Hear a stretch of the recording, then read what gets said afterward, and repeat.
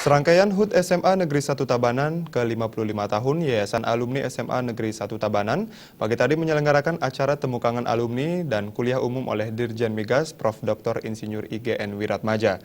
Adapun materi yang dibahas yakni pengembangan SDM dalam membangun kedaulatan energi untuk bangsa.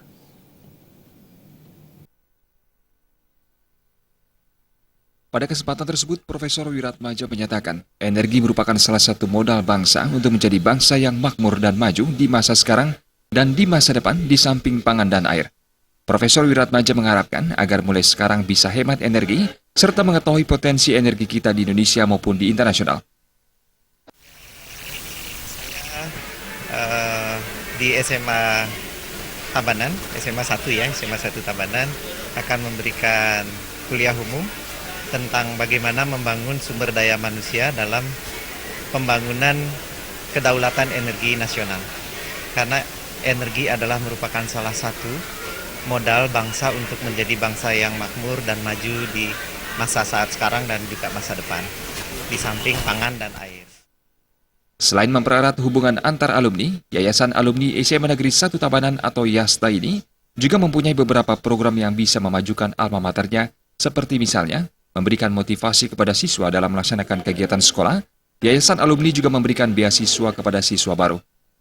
Ketua Yayasan Alumni SMA Negeri 1 Tabanan Dr. Wayan Panca berharap agar semua para alumni bisa membagi pengalamannya kepada siswa dan dukungannya terhadap sekolah tercinta SMA Negeri 1 Tabanan.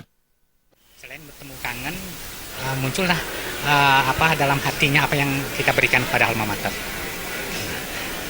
Dari itulah kita start, salah satunya tahap awal yang kita berikan kepada alma mater adalah pemberian beasiswa kepada siswa baru supaya mereka terpacu untuk mudah-mudahan tahun depan bisa bertambah lagi. Selain acara program-program yang kecil tapi bermakna sekali pada adik-adik siswa adalah pendampingan pada saat mencari perguruan tinggi atau memberikan dorongan motivasi pada saat lemah-lemah, ya, didatangi oleh alumni seperti itu.